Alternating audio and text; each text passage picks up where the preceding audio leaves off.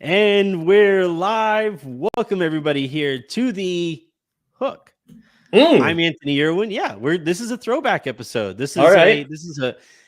a welcome everybody to your favorite day of the week kind of episode, because it is actually my favorite day of the week. Fridays are the best, objectively speaking, the best No, day of the week. no. You know what? We had this conversation on With the a Hook lot. a couple years ago, and no, you are wrong.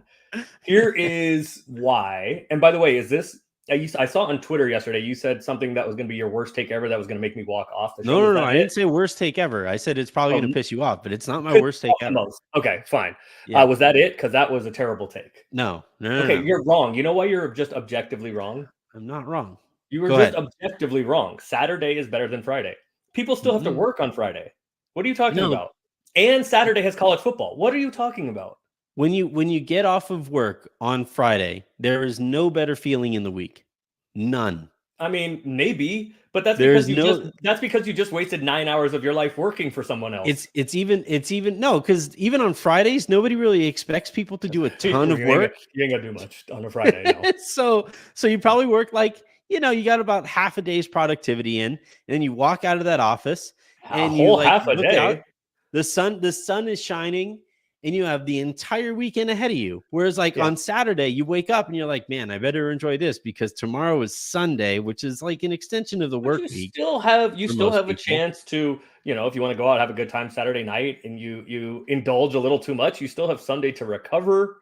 Then you've got Yeah, Sunday brunch to look forward to. You didn't have to work at all during that day. Saturday is objectively the best day.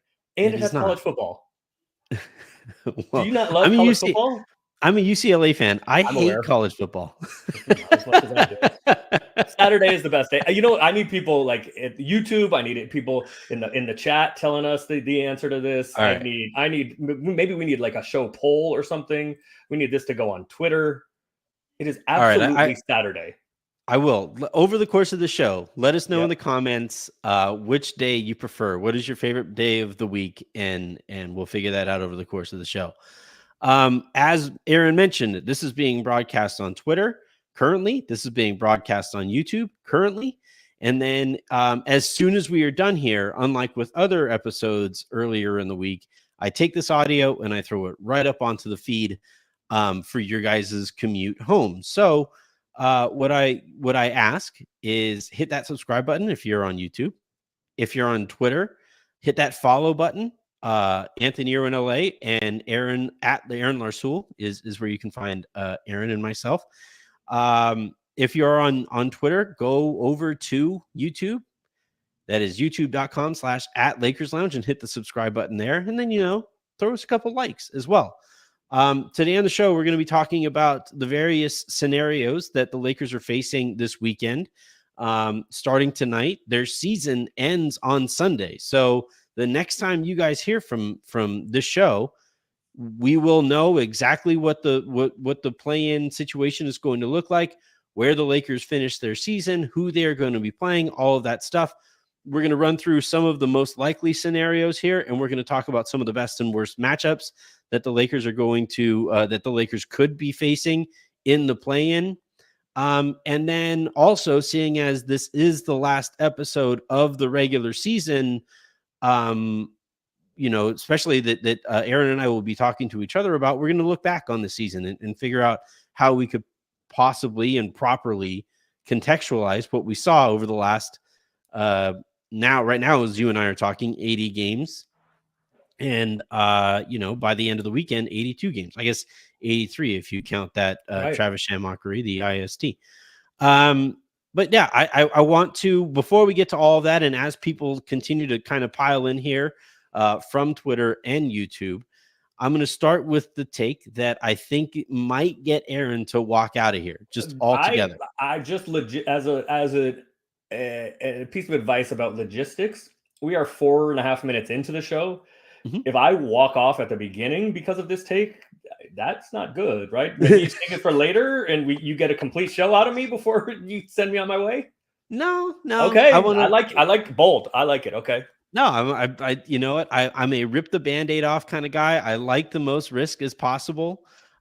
So I'm just gonna dive on in. Are you ready? I'm not sure.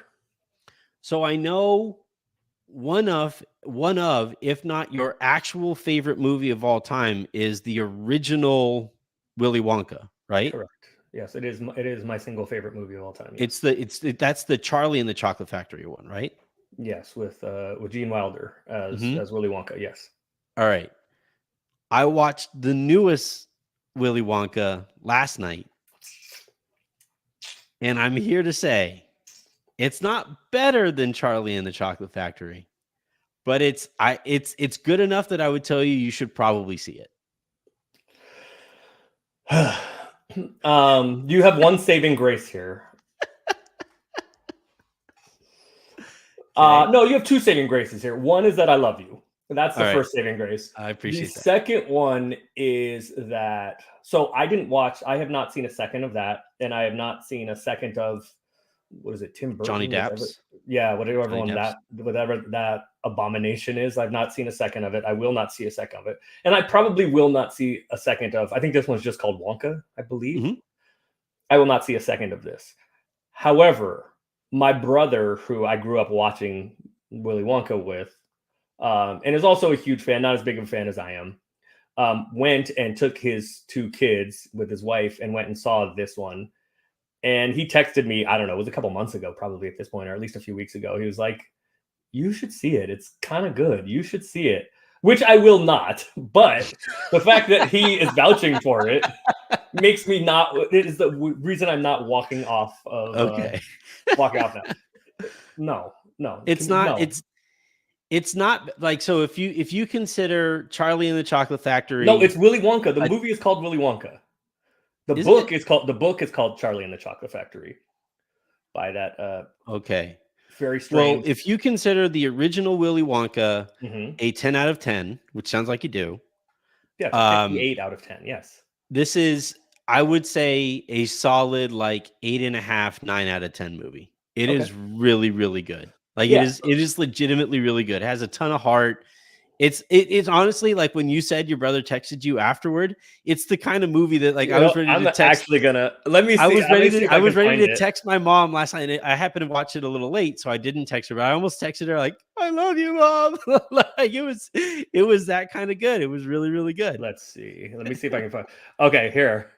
So this was December 17th. Oh yeah, December 17th.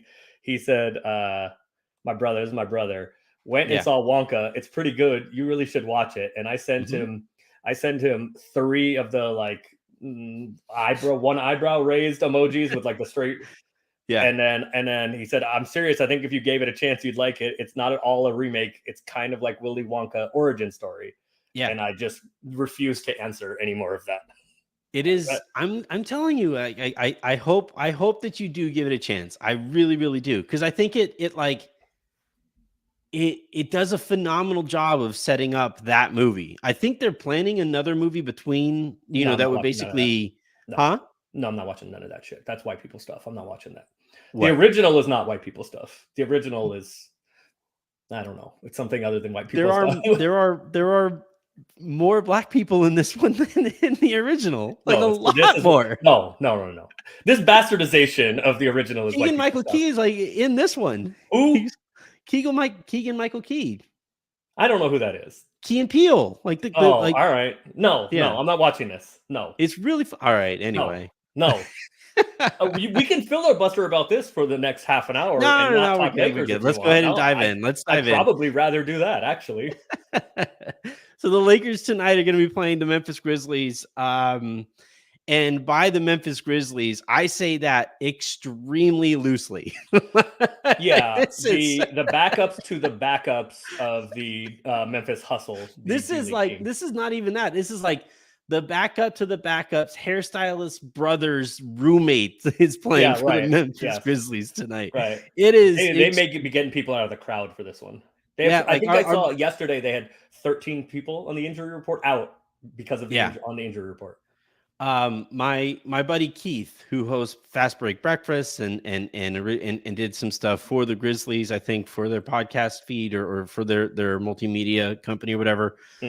I think his show used to be called Grits and Grinds. Keith, one of my absolute favorite people to see in Vegas or whatever, he might be playing tonight for the Memphis Grizzlies. He's a taller guy. Maybe you could give it a What was give it a whirl. God, I don't remember her name. She's actually really good. She had the not fake, but she had the like alter ego Grizzlies fan account. Molly something, I think is her name. And she was like 18 or 19, and then everybody was shocked when they figured out that it was a teenage girl in college that they were interacting with and loved the content. Molly Morrison, maybe is her name. Yeah, she's probably playing tonight. Yeah, she's probably playing tonight. Yeah, might be. So the Lakers, however, all that said, with all that prefaced and sitting there as the preview to this game, I am 1,000,000,000% anticipating like a stupid 7-point victory, like an annoying, like, gosh, I can't believe it was actually. Jake LaRavia of the agent shares an agent with our own Austin Reeves, and Jake LaRavia, I think he made 8 or 9 threes. He killed 2 nights ago. He made a bunch of threes against the Lakers too, but he had 8 or 9 threes the other night. And Shub pointed out he could hit 11 tonight. Shub pointed out on All Access Lakers, which by the way you should tune into. There's going to be a broadcast tonight. Indeed. I'm guessing. Indeed. That is playback.tv/All Access Lakers, where you could find that. Shub, during the last time when the Lakers played against Jake LaRavia or LaRavia, I forget how his name is pronounced, pointed out that he looks like Jovan. And I can't That's funny. The people's champ. Yeah, Jovan, the people's champ. Yeah. Oh, yeah. Anyway, tonight's game, I just have a feeling it's going to be one of those stupid games that we're going to walk away from and say a win is a win is a win. But the Lakers have to take care of business there, right? Yes. Like they have to, if they want any chance whatsoever at climbing up the standings, whether it's to the 9 spot where you get that first play-in game at home, right? Or whether it's the 8 spot where if you win one road game, you get the 7 seed. And by the way, the 7 seed, probably if you win either the first play-in game to get to the 7 seed or whatever, or if you win that first, that's probably best case scenario for anybody in the play-in spots, as it looks like Denver is going to be the 1 seed overall. Yes. That side of the bracket is quite a bit easier than because the 4-5 matchup is already set. So you're going to have to go, you're going to have to win 2 play-in games to then face Denver. And if you beat Denver on the other side of that, you have Luka or Kawhi. Well, maybe Kawhi, but yeah. The Clips, and then after that, you get the Western Conference Finals and eventually the finals. Beat Boston, the other way, and then it's banner 18, and the other side of the bracket though is you play against the 2 seed, who appears to be Minnesota. As of now, it would be Minnesota, but Minnesota and OKC still have a little to play for there.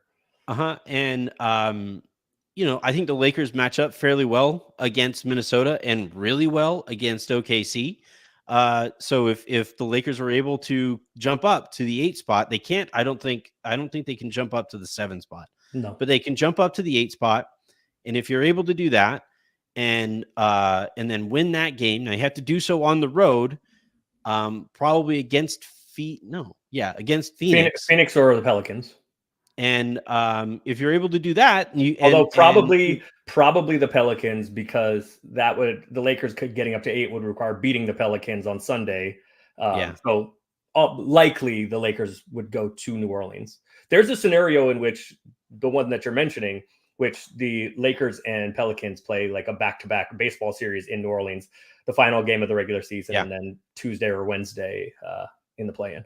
And if you're able to sweep that and you climb out of and you're able to win that first play-in game and you play the 2 seed, whether it's Minnesota or OKC, and then on the other side of that, you play the other team of Minnesota or OKC, or theoretically.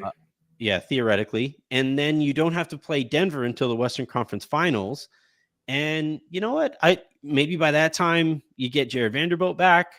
And then if you're able to upset Denver, then you're playing against the fraudulent Boston Celtics in the finals, and I think you have a decent chance at banner number 18. I mean, look. Okay, I like it. I'm with you. But that's what happened last year. I mean, the path that you're describing is the path of last year, right? The Lakers were able to get the 7 seed, were able to take out the 2, and then the 3 was taken out for them. I think the Warriors were better than Sacramento, but so you're in the 2-3. That's why I said maybe, right? You played the other one of OKC and Minnesota. Yeah, maybe, unless Phoenix as the 6 or the Pelicans as the 6. Probably not the Pelicans as a 6. If the Lakers are 8, it's very unlikely the Pelicans would be 6 because so the Lakers would have to beat them on Sunday.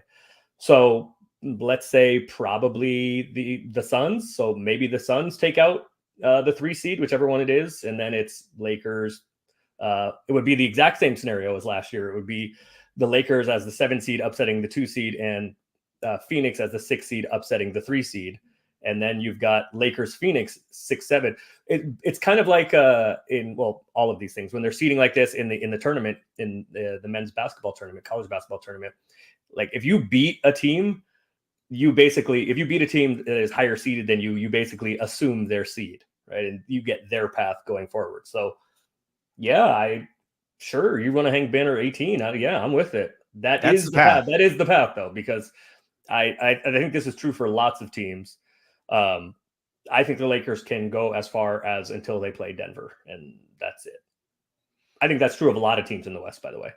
Yeah, Denver, we saw it last night. They played, or not? Was it last night or the night before when they played Minnesota? Minnesota has the best defense. Yeah, it was 2 nights ago. Yeah, Minnesota has the best defense in the NBA. Yes.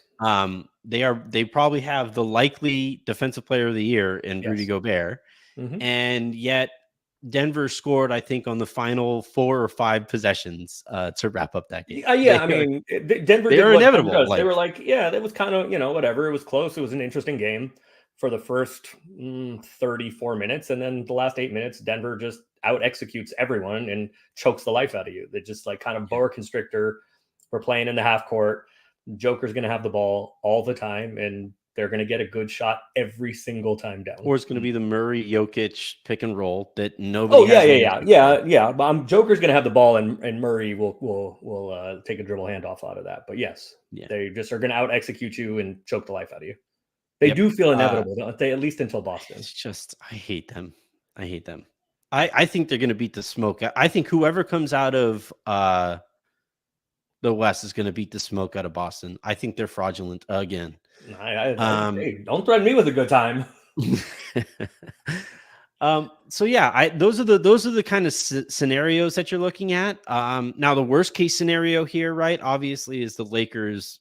They could lose out. It doesn't matter, and you would be sitting at the 10 spot. No 10 seed has made it into the playoffs. You've never had a team win 2 straight road elimination games to get into the playoffs. And then the Lakers' reward, if they are able to make that history, would be the Denver Nuggets early on in the playoffs, when you definitely are not going to have Jared Vanderbilt. And Denver has had like a 10-day break. Yeah, Denver's been chilling and Denver for like 8 days or 9 days, whatever. Yeah, they're fully rested, they're fully healthy, and there's just that's a losing proclamation. So you have up here like the plain scenarios, and you said like the doomsday scenario. The worst case scenario is the Lakers going 1-1, or I guess even 2-0 is possible. Just finishing in the 10 seed. Yeah, I guess the Lakers could go 2-0 and still finish 10th. Mm-hmm. Do you care? Of course you do. Who's your preference then? Who's your preference at the 9? My preference, probably New Orleans. If that's even possible. I don't think. No, it's not. It's Sacramento or Golden State. Oh, then Sacramento by a lot. Even though the Warriors have crushed the Lakers this season too, but LeBron was not there for one of them, and AD played, 1 quarter out of the last 8 quarters. So and Sacramento is just they don't have Monk or Herter, and they've handled the Lakers pretty easily. Yeah, but like Herter is kind of the new version of who's the guy, Joe Harris, right? Like Kevin Herter is I modern give the day. Joe Harris Award every year for the best shooter who can't make a shot in the playoffs. Yes, exactly. So Herter is Joe Harris, and without Monk makes such a difference, right? Because especially against the Lakers. Yeah, right. Because the Lakers, they have two guys on their perimeter in their backcourt, who you don't trust defensively, right? I'm not saying Austin is as bad No, Austin's as fine. D'Lo. Austin is fine. It's not that I don't trust Austin defensively. He's fine. He's not great. He's okay. I think he's taken a little step back from last year when he was pretty good. It's just that those are not the guys that Austin is going to fare well guarding. Yeah. Right. Yeah, he does a little bit better against kind of slower, bigger twos, or point guards or whatever. That when they have both Fox and Monk, and you can't hide D'Lo on either guy, because they're just going to matchup hunt D'Lo into oblivion, which is probably going to happen anyway. But when they have both of those guys, it is impossible to hide D'Lo. Whereas when they only have one of those guys, you can kind of get away from it, and you can make life difficult on them trying to hunt D'Lo. And I think that makes a big difference. And Monk is just such a big part of their identity, right? He comes off of the bench, and that arena, because you'd be playing that game on the road. That was the other part I was going to get to, is like, for as good as the crowd is in Sacramento and they're into it, you don't want to go play Steph at Chase Center. Yeah. I think that's whatever you think about the quality of the team. I don't want either one. I want to avoid Steph in a single game setting as much as I possibly can. The Lakers and Warriors both do not want any part of each other. Yeah. Both teams will say, give me anybody else. I mean, in the play-in scenario. Can I put my tinfoil hat on? Oh, I like it. I think we're getting Lakers. Tinfoil Anthony is my favorite Anthony. We're getting Lakers Warriors. Like I don't think we are. Whatever it takes, however it has to play out, I think we're getting Lakers Warriors, because I think that's how Adam Silver is. Wait, you mean in the playoffs or in the play-in? In the play-in. No, right? I don't think I don't think so. You know why? Because they'd rather have both in the playoffs. Adam Silver would rather have both teams in the playoffs as opposed to getting the one game on TV of the two of them in the play-in, which requires either the Lakers or the Warriors to get up to 8, and then beating the 7 seed to take the 7, and then the other one winning 2 games and getting the 8 seed. Yeah, I think Adam Silver really loves his play-in tournament, though, and I think he wants the rating from that play-in tournament. Well, but he's getting Lakers games and Warriors games in the play-in now. No, but the Lakers versus the Warriors always does sets the rating, the rating record or whatever. Yes, so I think that's all I'm saying. You'd rather have that than both of them in the playoffs? I think so. I think all I'm saying is if that's how this plays out, you guys, I told you about it. I told you about it heading into it, that's how this was going to play out. I think, and this is actually what I think happens, is I think one of them gets to 8 and one of them is 9. And then you get a home game. Actually, I think the Warriors have an easier path. But so I think how it ends up is the Warriors 8 and the Lakers 9. And as long as the Warriors win against presumably the Pelicans in the 7-8 game, and the Lakers beat the Kings, whether it's either in crypto or in Golden One Center, I think you get both. And you get both in, and then Adam Silver's happy. You get 2 Lakers playing games on TV, you get a Warriors playing game on TV, and then you get at minimum 4 games of them in the playoffs. Yeah. I'm just, one way or another, I'm saying the Lakers will play the Warriors in the play-in tournament. That's what that's how, whether it's in the first game with the 10-9 seeding, or whether it's in the second one with the 8-9 or 8-9, right? I think that's where we're heading. You know what story kind of flew under the radar that I can't believe did? Which? The league basically admitting for a chunk of this season that they just told the referees to swallow their whistle, and 70% of unders hit during that time. And Like it was just, it's crazy to me that like the league could basically arbitrarily, without talking to the players union, because the players union was surprised about this too, basically just say, hey, we're just gonna like squeeze scoring a little bit. We're gonna just in the middle of the season, we're just gonna do, and it's crazy to me that like, given the relationship that the NBA is like really interested in fostering, right? Like Adam Silver has seen all kinds of criminal activity from his players, but the one that he considered the cardinal sin was Jonte Porter potentially going, like because that his stat lines. Yeah, but that's because that actually affects what's happening on court, right? Like there's all sorts of criminal activity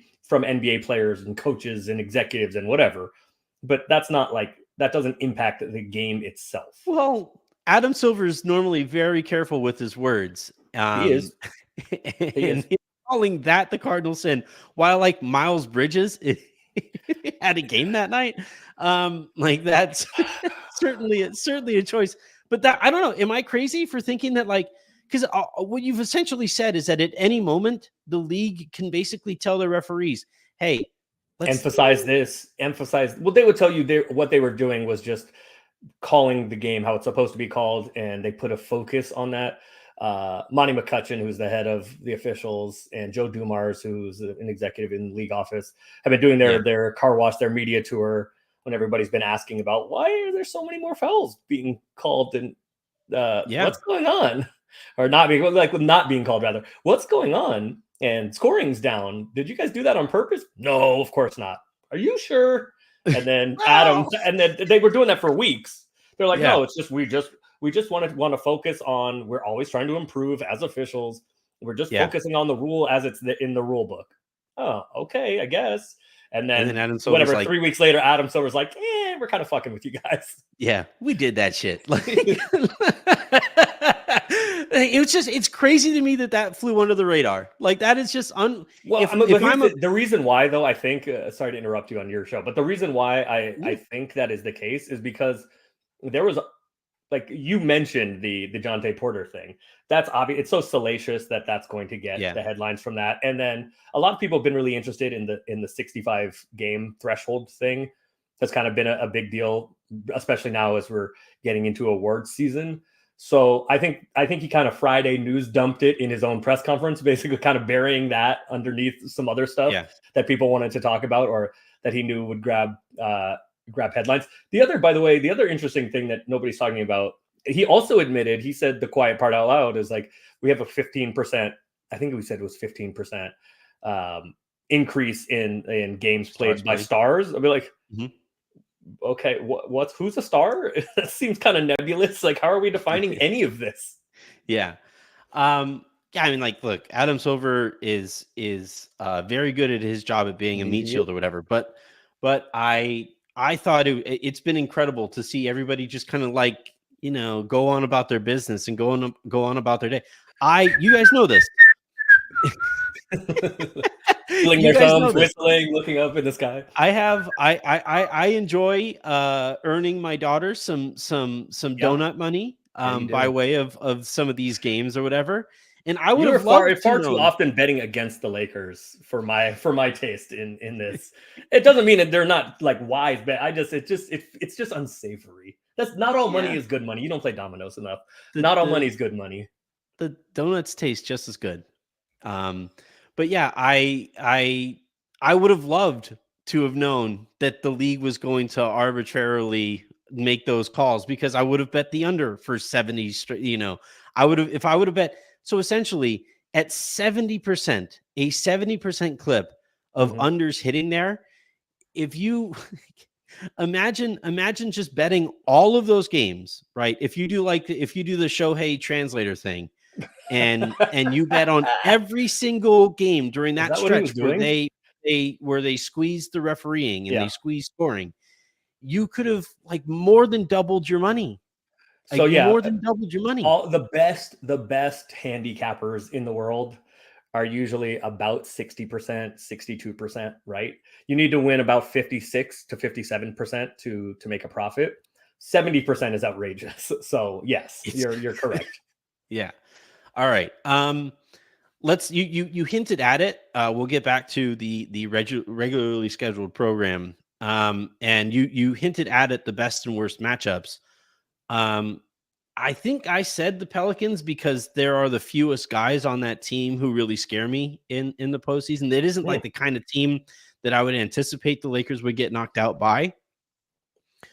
The Kings also, because they're kind of dinged up, are a good matchup there. But like what's the best case scenario for you team wise that the Lakers can match up with in this play-in tournament? What's the best combination of games that the Lakers can go so Phoenix is out because no, I guess Phoenix isn't out. Phoenix could get to 7 and the Lakers could get to 8, but it seems unlikely. So I would agree with you about the Pels. I think I think the Kings would be my first choice. I think the Kings are my first choice because of what we were alluding to earlier. Without Monk and without Herter, they're just incredibly thin. And they are also statistically the worst of any of these teams anyway. They have wildly outperformed their point differential. So I would say the Kings, then the Pelicans. I also think the Pelicans have the least home court advantage of any of them. So I would say, although against the Lakers specifically, I think that crowd would really show up. Yeah, but you know why they'll show up? Because half of them will be Lakers fans. New Orleans is one of the places in the NBA that the Lakers take over. I mean, it's not going to be 50-50, but there will be more Lakers fans there than there would be even in Golden State or Sacramento. The city of New Orleans getting the opportunity to keep Anthony Davis from the playoffs, I think a lot of people. That's a decent point. That's a decent point. Yeah, that's a decent point. So I would say Kings first, Pels second, and then I think it's kind of a toss-up between the Warriors and Suns. I don't really want to play either one of them. If I'm being honest, I don't want no piece of either one of them. Yeah. I guess I would take the Suns first. Yeah, I guess I would take the Suns first just because like it's a 1-game thing and Steph Curry is a murderer. Like we saw what the Warriors did, right? They literally had the best shooting game in the history of the sport against the Lakers the other night. Yes, and in a 1-game scenario, right? Variance could the next time the Warriors, what are they, 26 of 41, right? The next time the Warriors will shoot, 11 of 41. 12. Yeah. So variance is a thing, but if you only have one shot, like you're telling me Steph's not going to have 58 points and just cut your heart out. I don't want to. And Kevin Durant's a killer too, and so is Book. But I don't know. Just Steph Curry's the guy that scares me the most. So I think Steve Kerr's a better coach than Frank, and I think he understands about as well as just about anybody how to take D'Angelo Russell out of the game, right? Like we saw them put wing after wing after wing after wing on D'Lo and basically took him out of the game the last time the two teams played. So it's, and again, like it's a one game setting. Also Draymond Green in a 1-game setting where he gets to put every ounce of his energy into disrupting AD. Yeah, he guards AD as well as anybody in the league. Yeah. That's the team that I most want to avoid in the play-in is the Warriors. And the team that I most want to face in the play-in is the Kings. I know it's Kevin Durant, and I know it's Devin Booker, and I know it's Bradley Beal. And I know, Frank obviously has plenty of intel on the Lakers. I'm not that concerned over the Suns. I'm weirdly confident actually against the Suns. I mean, the Lakers were 3-2 against the Suns this year. I mean, obviously, a lot of guys hurt. Bradley Beal is barely, whatever. But yeah, I don't want either. I want no part of either one of those. Either one of those absolutely. Teams. But it just feels like with the Suns, it feels like just something's just like not like it didn't quite. You know what the thing is? You know what the thing is? They don't get to the free throw line. Like they operate so much in the mid range that they do not get to the free throw line. And now the game would be the game would probably be on the road against Phoenix. So the Lakers wouldn't get the home. It would absolutely be yes. That is guaranteed. Yes. And so the Lakers wouldn't get a home whistle against Phoenix, so maybe that negates some of the officiating stuff to a certain extent. But every time I watch them play, I keep thinking to myself, like, who gets to the line here? KD wants to get to the midi. Yeah. Booker wants to get to the midi. Yeah. Beal wants to get to the midi. Like, all of those guys want to get to the mid-range jumper. And they're incredible at it. And they have plenty of guys that are going to knock down shots against you from 3-point range too. But like, Grayson Allen feels kind of Joe Harrisy. It wouldn't shock me at all to find out he went cold in the playoffs this year. Nurkic is somebody who, his size does tend to give AD issues in the regular season, but I think he's the kind of guy that AD would kind of pick apart in a one game postseason kind of a situation. Or if it isn't AD, it's LeBron doing whatever he can to bring Nurk out and attack him in the pick and roll and match up hunt him that way. I think the Lakers match up pretty well against Phoenix. Yeah, I think decently. And the other reason I would agree with you that I would have them as more favorable than the Warriors. I mean, it's very, very unlikely that the Lakers are going to play the Suns. Yeah. But if we're including all the possible play-in teams, another reason that I have the Suns as a more favorable matchup is because I think the Warriors are least likely to look across and see LeBron and go, oh shit, that's LeBron.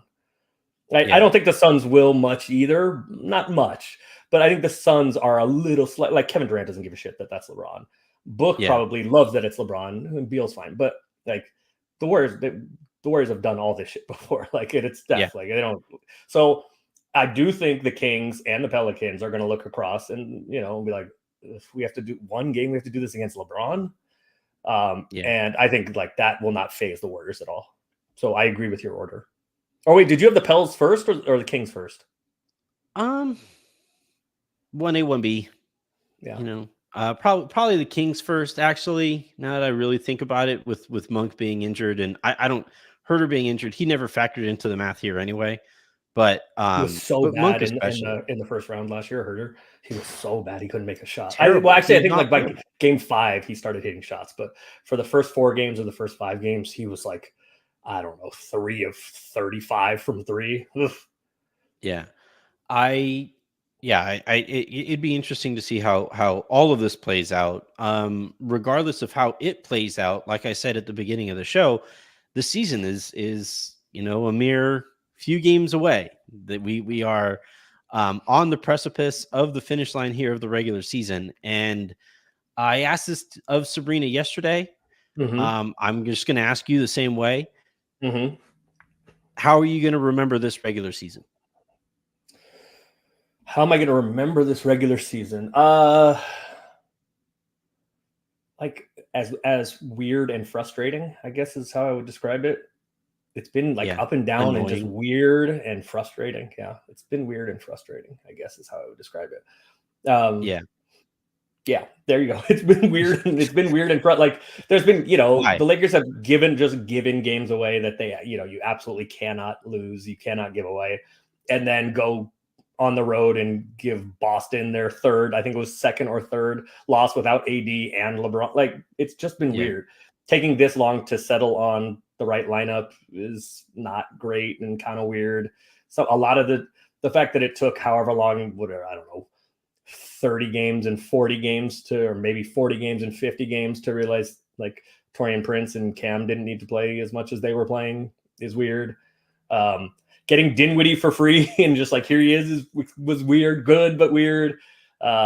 Gabe, playing whatever it is now, 8 games or something like that. And I don't think he's scored since November or October maybe has been weird. So it's just been weird and frustrating.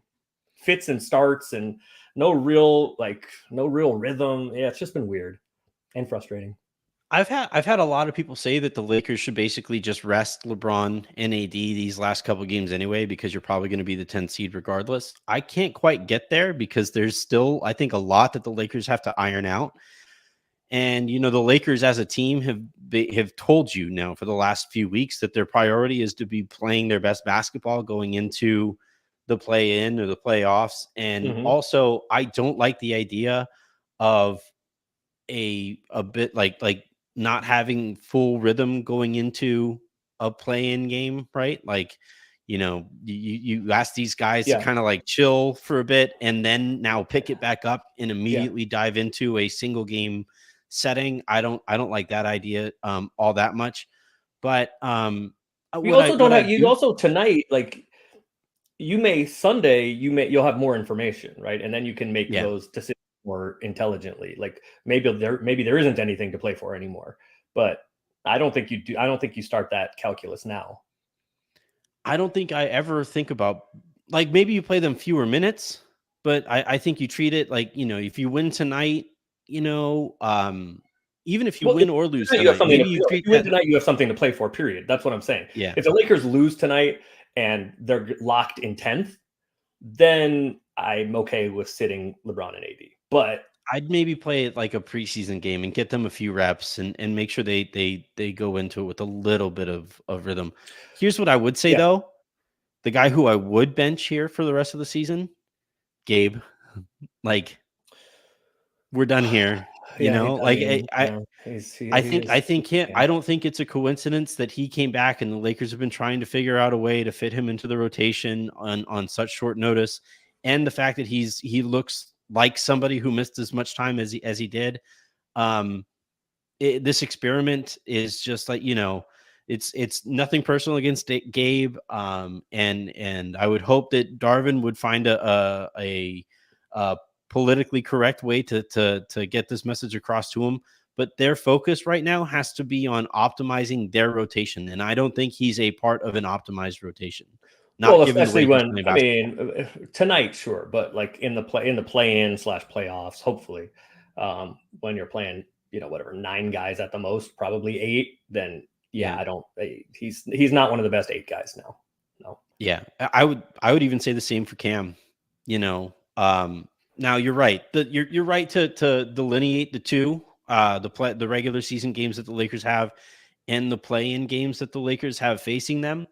But I just, it's the you used up the amount of time that you get to F around, right? Yeah. Because now Well, I you mean, F this is around, you find why. out. Yeah. Yes. Well, this is why. When I said it was for us, this season is frustrating. This is why it's so frustrating to have given some games away, right? If the Lakers have won whatever 4 or 5 or 6 more games that they gave away, and look, this is how fans think, right? It's only that you lament the ones that you gave away and forget the You ones don't that you consider the stole, ones that, right?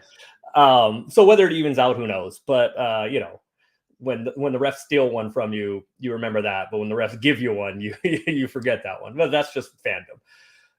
But this is why it's frustrating, is because now the Lakers are in the fuck around and find out stage of the season where you can't really afford to, let guys get their rhythm back. This is why it's always been interesting about Vando, right? And we saw when Vando came back, whatever it was, a couple months ago, and then got hurt again. It took a while for him to look like Vando. He didn't look like Vando for a couple weeks, and then, there he was.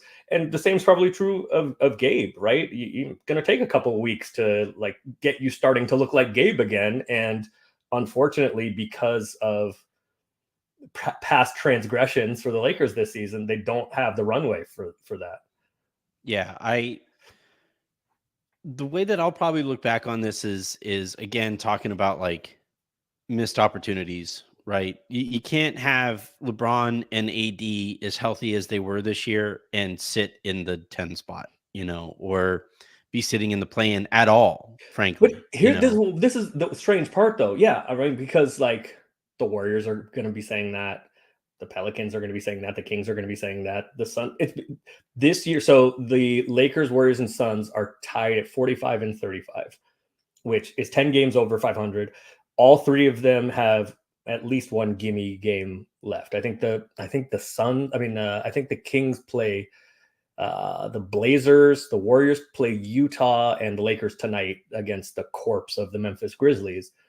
And so that each team should at least be 1-1, which would, at worst, you finish, 46 and 36. That means there's 10 teams in the West that are going to finish 10 games over 500. I looked back over 40 something years, and that has never happened. So yeah, I think the Lakers are better than they were last year, but it just doesn't feel like that because the West is so much better. And because the Lakers got a lucky draw and made the conference finals last year, fine. But like, as far as the team, the quality of the team, I think this team is better. Yeah, but we knew that going in, right? We knew that the roster was better going into the season than it was last year. And so if you have a better roster and you have a LeBron James and Anthony Davis play 50 games together or whatever the number wound up being, you shouldn't be in the play-in. No, but I'm saying part of that is that, like, when you say the team is better, the roster is better, this team is, we forecast that this team wins X number of games. If we say 46 and 36, you'd probably say that was a little low, right? Maybe you predicted 48 or 50, whatever. That's a little low. Mm-hmm. The difference, though, is 46 and 36 get you the 10 seed this year. And last year, 46 and 36, I don't know, would get you the 5, maybe? Yeah, but we knew that the West was going to, just like going into next year, we knew. Not like this. I don't know, man. Like, and it's going to be worse next year, by the way. It is. This is with Memphis falling off of a cliff. Exactly. And this is with Houston not quite being ready, right? With no help. And next year you're going to have a second-year Wemby who might be the best player in the league. And Utah's been good the last 2 years until they just decided we quit. Yeah. Honestly, you know what we should do? Like, they keep on threatening super conference in college football or whatever. Yeah. Let's just ignore the Eastern Conference next year. Like, Eastern Conference, you get to play amongst yourselves. You get to like have your own cute little trophy if you want it. But the actual like big boys we're going to be playing over here. Like, this is the adult table, and you're the Eastern Conference. The East is such a mess. It's so terrible. It's such a mess. But yeah, but like, that's my point though, is that like, this is why, and I know that I am inclined to freak out anyway. I am at least self-aware enough to point that out and recognize that is the way in which I always tell fans. I don't tell fans how to fan, but that is the way in which you fan. Yes. Yeah. Which it's also how you fan about the Warriors. Just I always need to point that out. We are one in we are the no. I don't freak out about the Warriors. I get angry. I get angry at Steve Kerr. I don't freak out about the Warriors. I'm the gif of Hulk telling the people behind him, like, here's my secret. I'm always angry, But the reason I was freaking out, especially earlier in the year when the Lakers were kind of smoking away those games, was, guys, this is the West. The West is going to be this insane. So those games, I was doing standings watch from game one, because we knew that this West was going to be incredible. And by the way, next year, that's the exact same scenario that you're walking into next season, where and that's probably the best reason why the Pelicans, and by the way, I did misspeak. I had somebody pointed out here on YouTube. I did misspeak the other day and call it a pick swap. The Pelicans just get the pick. They just choose which season to take it. Yeah, and somebody very early in the chat wanted you to ask me when the Pels have to make that choice, and the answer is after the lottery. You get to see the lottery play out and decide if they want to exercise the pick this year or wait till next year. And I've seen a bunch of reporting that says they're leaning towards next year. But yeah, well, that's the reason that you take it, right, is that the West is going to be better next year. You're betting on LeBron at 40 not being as productive as he was at 39. You're, unfortunately, one of the gambles that the Pelicans would be making is that the Lakers would keep Darvin Ham, and less healthy. Yeah, at least with AD, LeBron, maybe D'Lo's back, maybe he's not, but D'Lo played the whole year basically, and Austin has literally played the whole year. Yeah. So I would, I think I would still take it if I were the Pelicans. Take it this year? Because it's going to be a lottery pick probably. Because I don't think as it stands now, I don't think the Lakers are going to get out of the play-in tournament, especially if they're the 10 seed. So it could be a lottery pick, and I think if I'm the Pelicans, I would probably take it then. Well, the other part of it though is that next year's draft is supposed to be significantly better than this year's. Yeah, there's also that. That's another factor. Yeah. The thing that makes it tough on the Pelicans here is that before you make that decision, or before you have to make that decision, like, the Lakers could play this coy and not make their decision on Darvin until after the Pelicans make theirs. LeBron isn't going to make his decision by the time the Pelicans have to make their decision I mean, on this. he could make it. He doesn't Yeah, have but to. He I could.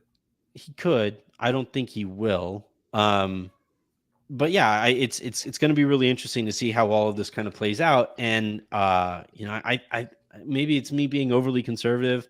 I would probably take it this year, but there's a ton of reason for them to wait. And it's a worthwhile gamble if a late lottery pick this year turns into a mid lottery pick next year. That's all it takes for your gamble to pay off. Or like it's 14 this year and it's 18 next year, but next year's draft is so much better that has more value. Yeah, maybe. So yeah, maybe they will take they will hold off. I And get in your that case, reasoning right? though. In that case, the Lakers would still have the opportunity to move 3 picks on draft night, and they would still, not that much changes from this year to next year, whether the Pelicans take the pick this year or next year or not. But it would really kind of suck to be this mediocre and not have a first round pick to show for it, So I guess you could just draft Jalen Hood-Schifino again, and it wouldn't matter anyway. Or you can polish your championship ring and look at the banner and say thank you for AD. There's that. The Lakers still win. The Lakers still won the trade. Under no circumstance here would it suck, in terms of the trade for AD to give up the pick. I'm saying it sucks to go through this annoying and frustrating season and not have a first round pick to show for it. That's why New Orleans accepted the offer, right? Yeah. They accepted the Lakers offer because they were shorting the Lakers medium term, I guess is how I would best describe it. Yep. All right. That I think is going to do it here for this episode of the Lakers Lowdown. Here's what I'm thinking we'll do. The Lakers play Sunday night. So at the very least, Sunday afternoon.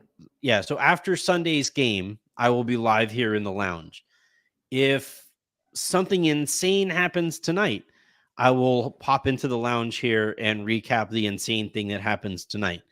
And at the very, very least, though, you'll have a Sunday lounge, maybe with a guest to kind of fully recap the season as we know exactly how it'll play out. And then in short order, I'm going to try to hop on the phone or go through my Rolodex to try to find a guest to preview the play-in game that the Lakers have. I think that game is on Tuesday? Either Tuesday right? or Wednesday. I don't yeah, know. So Tuesday or Wednesday. I think it's the West is one. I think the West is two. Either the 2 West games are Tuesday or Wednesday. I don't know. They separate them by conference, so I can look. But yeah, it'll either be Tuesday or Wednesday. So I'll have a couple days, though, to figure out who I will be talking to, and that'll be kind of how we chart out the rest of the content as we wrap up this regular season. So until then, and until next time, it's Wednesday, by the way. Tuesday is the Eastern Conference game, so it's Wednesday. Gives me an extra day to find somebody then. So yeah, until the next time you guys hear from us, I'm Anthony Irwin. That was Aaron Larsoul. This has been a rare retro hook episode on your favorite day of the week. And until the next time you guys hear from us, I'm Anthony. Have a great rest of your day. Make somebody else's, and I will talk to you on Sunday, probably, maybe sooner. We'll see.